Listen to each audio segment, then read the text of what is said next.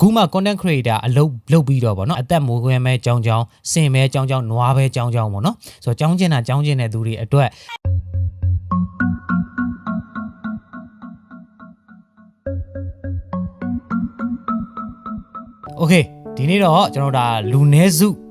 ုရက်ကွက်လေးမှာဗောနော်ခစ်စားနေတဲ့ဘာတင်ပတ်စံရတဲ့ဆိုတဲ့ Wayfu application အကြောင်းဒီနေ့ပြောမယ်ဆိုတော့ဒီနေ့ပြောမှာကအဲ့ဒီ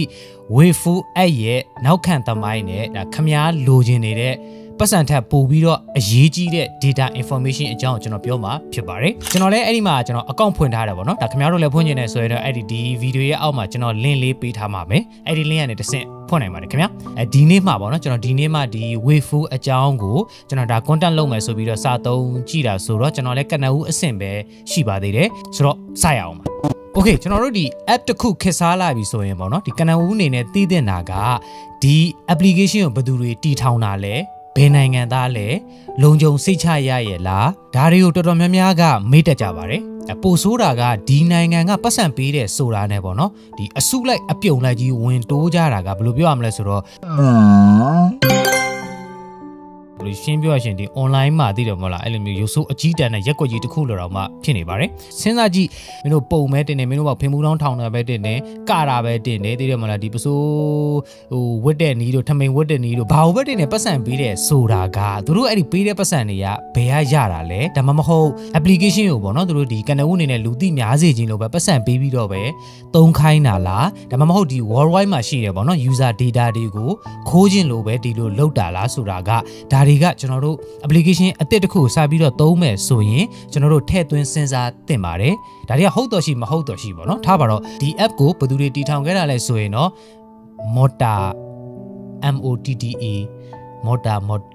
ထားပါတော့ဗျာမော်တာညီကို2ယောက်ကတီထောင်ခဲ့တာပေါ့နော်ကျွန်တော်စာတန်းထိုးပေးလိုက်မယ်များကိုယ့်ကိုဖတ်လိုက်ပါနော်ဆိုတော့ဒီ application ကိုမော်တာညီကို2ယောက်ကတီထောင်ခဲ့တယ်တစ်ယောက်ကတော့ Dennis Motta ဖြစ်ပြီးတော့နောက်တစ်ယောက်ကတော့ Stephen Motta လို့ခေါ်တယ်ပေါ့နော်ဆိုတော့ဒီ2ယောက်က Italy နိုင်ငံသားဖြစ်တယ်2020ခုနှစ်မှာဒီ Wayfu application ကိုစတင်တီထောင်ခဲ့ပါတယ်ဒီလက်ရှိမှာတော့ Stephen က Wayfu ရဲ့ CEO ရာထူးနဲ့ Dennis ကတော့ဒီ engineer ပိုင်း head department မှာတာဝန်ယူပေးနေပါတယ်သူတို့ရဲ့ရုံးအခြေစိုက်ကတော့မီလန်မှာရှိပါတယ်ဟိုကြားဘူးတယ်မလား AC Milan တို့ Inter Milan တို့လေဆိုတော့ဒါကတီထောင်သူတွေရဲ့အချင်းချင်းနောက်တစ်ခုကသူ့ရဲ့ပတ်စံပေးတဲ့စနစ်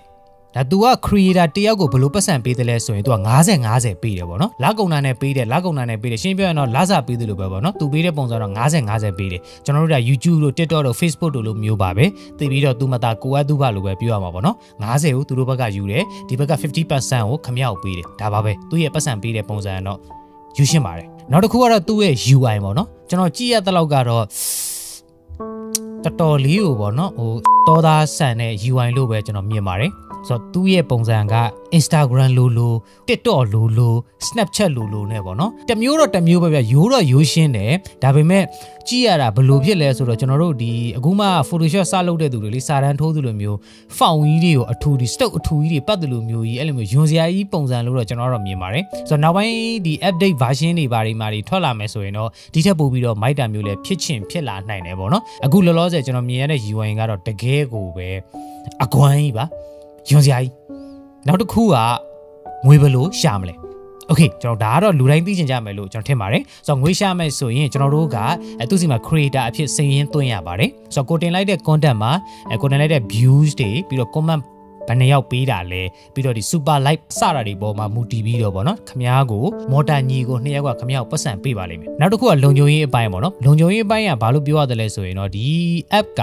EU နိုင်ငံဖြစ်တာနဲ့အညီဗောနော်ယူရိုငွေ9ကျပ်ပြည့်ပြီဆိုတာနဲ့ခမားကတန်းပြီးတော့ပတ်စံထုတ်လို့ရပါတယ် Binance နဲ့ထုတ်လို့ရတယ်နောက်တစ်ခုကတော့ PayPal နဲ့လည်းရတယ်လို့ကျွန်တော်ကြားပါတယ်ကျွန်တော်လည်းပတ်စံတပြားမှမရသေးတဲ့အတွက်ကျွန်တော်လည်းအဲ့လောက်ပဲတော့ကျွန်တော်လည်းသိထားတယ်ဗောနော်ဖုန်ထားနေတဲ့ application ဖြစ်လို့တခြားသော information ပိုင်းလေးတွေလာပြီးတော့ sharing လုပ်ပေးတာဗောနော်နောက်တစ်ခုပြောချင်တာသူ့ရဲ့အားသာချက်ရဲ့အားနည်းချက်ကဆိုတော့ဒီကောင်ရှင်းပြောရမယ်ဆိုရင်နောက်ပိုင်း TikTok လိုမျိုး viral ဖြစ်လာနိုင်တယ်လို့တော့ကျွန်တော်ကတော့မြင်မိပါတယ် TikTok တို့ Facebook တို့ YouTube တို့လိုမျိုးစီကံသတ်မှတ်ချက်တွေသူစီမှာများများဆဆမရှိဘူးဒီလိုများများဆဆမရှိတာကလည်းဘယ်လိုပြောရမလဲဆိုတော့နည်းနည်းတော့ကြောက်ရပါလိမ့်မယ်နောက်တစ်ခုကအခုမှ content creator အလုပ်ပြီးတော့ဗောနော်အသက်မိုးခွဲမဲကြောင်းစင်မဲကြောင်းနွားပဲကြောင်းဗောနော်ဆိုတော့ကြောင်းကျင်တဲ့သူတွေအတွက်ဒါလေးကလည်းဝမ်းမှန်နိုင်တယ်လို့တော့ကျွန်တော်ကတော့မြင်ပါတယ်ဘာလို့လဲဆိုတော့ तू ကလွယ်တာ哦နော်သူ့ရဲ့အားနည်းချက်ကတော့လူသိမသုံးကြသေးတာဖြစ်တဲ့အတွက်ကြောင့်မို့လို့ TikTok တို့ Facebook တို့ YouTube တို့လိုမျိုးထင်သလောက်အများကြီးမဝင်တာမျိုးလည်းဖြစ်နိုင်ပါတယ်ခက်တာကတော့အတုတွေတက်လာမယ်ဆိုရင်ဘယ်ဟာကအတုအစ်စ်ခွဲမလဲဆိုတော့ကျွန်တော်လည်းအခုထိ text လုပ်နေတော့ပဲရှိပါသေးတယ်ကျွန်တော်ကတော့စောစီလက်ဦးမှုယူပြီးသွားပြီဖြစ်တဲ့အတွက်အတုတွေတက်လာမယ်ဆိုရင်တော့ကျွန်တော်ကတော့ easy ပါဆိုတော့နောက်တစ်ခုကတော့အားလုံးသိချင်နေကြတဲ့သူ့ရဲ့ security လုံခြုံရေးအပိုင်းပဲဖြစ်ပါတယ်စဉ်းစားကြည့်ဘယ်ကဘလို့ထုတ်ထားမှမသိတဲ့ application တစ်ခုအပေါ်မှာပေါ့နော်ကိုယ့်ရဲ့ private ဓာတ်ပုံတွေကိုယ့်ရဲ့ video တွေကိုယ့်ဖုန်းထဲမှာရှိသမျှ data တွေအားလုံးဟိုဘက်ကြည့်လို့ရနေတယ်ဆိုတဲ့အရာဒီဘက်ခေတ် AI တွေကျန်းနေတဲ့အချိန်မှာနည်းနည်းလေးတော့